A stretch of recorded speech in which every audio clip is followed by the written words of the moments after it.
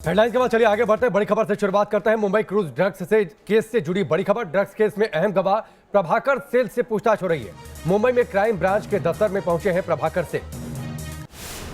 तो प्रभाकर सेल से पूछताछ हो रही है। अनन्या पांडे से भी पूछताछ होनी है। आपको बता दें कि लगातार एनसीबी का शिकंजा कसता जा रहा है और अभी मौजूदा वक्त में प्रभाकर सेल से पूछताछ कर रही है नारकोटिक्स कंट्रोल ब्यूरो। और अनन्या पांडे से ये तीसरा दौर होगा पूछताछ का। अब तक 2 बार पूछताछ हुई है, 2 बार में 6 घंटे तक पूछताछ हुई है। आज फिर से अनन्या को समन भेजा गया है, अनन्या को बुलाया गया है पूछताछ के लिए।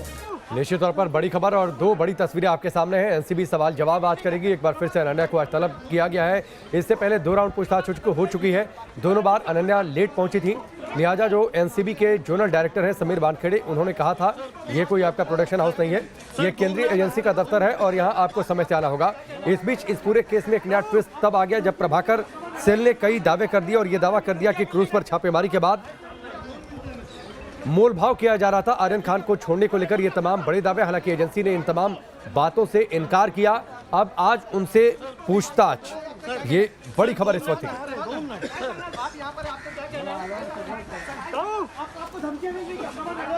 और इस वक्त न्यूज नेशन संवाददाता विकास हमारे साथ जुड़ चुके हैं एनसीबी दफ्तर के बाहर से। सीधे विकास का रुख करते हैं। विकास, अभी प्रभाकर सेल से पूछताछ हो रही है और ये बहुत महत्वपूर्ण पूछताछ होगी। क्या सवाल एनसीबी की तरफ से इस वक्त प्रभाकर से पूछे जा रहे होंगे?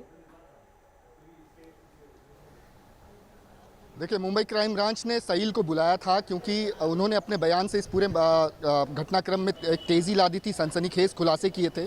और उसके बाद उन्होंने यह भी कहा था कि ये खुलासे करने के बाद उनकी जान को खतरा है और इसी वजह से आज प्रोटेक्शन मांगने के लिए वो मुंबई क्राइम ब्रांच के दफ्तर पहुंचे हैं, जहां पर उन्हें अपना बयान दर्ज कराना है और उसके बाद उनको कितना प्रोटेक्शन दिया जाए इस पर मुंबई क्राइम ब्रांच विचार करेगी। फिलहाल एनसीबी में आज डेवलपमेंट ये है कि अनन्या पांडे, जो कि चंकी पांडे की बेटी है, उनको तीसरी दफ़ा आज एनसीबी के इसी दफ्तर में बुलाया गया है। इसके पहले एक बार 2.5 घंटे और एक बार 3.5 घंटे उनसे पूछताछ हो चुकी है।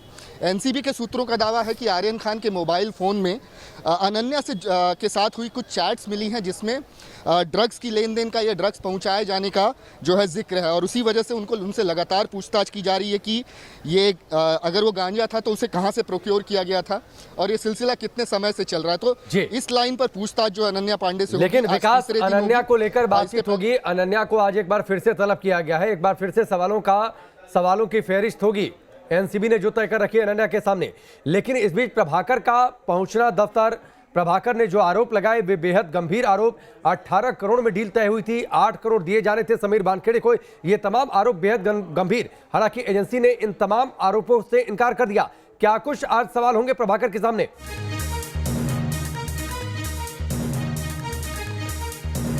इस बीच एक बड़ी खबर आ रही है। बड़ी खबर इस वक्त आपको बता दें कि वो हर तरह की जांच के लिए तैयार है। समीर वानखेड़े ने ये कहा है, एनडीपीसी कोर्ट में समीर वानखेड़े ने हलफनामा दाखिल किया है और इस हलफनामा में कहा कि हर तरह की जांच के लिए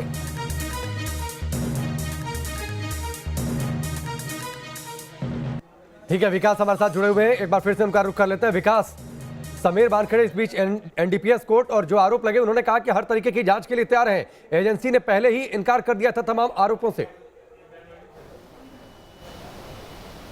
बिल्कुल सिरे से खारिज किया था प्रभाकर सहील के सारे आरोपों को समीर वानखेड़े ने। समीर वानखेड़े ने ये कहा था कि एनसीबी एक प्रोफेशनल इन्वेस्टिगेटिव एजेंसी है और अपना हर काम बहुत ही पेशेवर तरीके से करती है और रही बात अगर इस किस्म के आरोप हैं, इसकी जांच के आदेश अदालत देती है तो मैं किसी भी जांच के लिए जाने के लिए तैयार हूं, ऐसा समीर वानखेड़े ने कहा।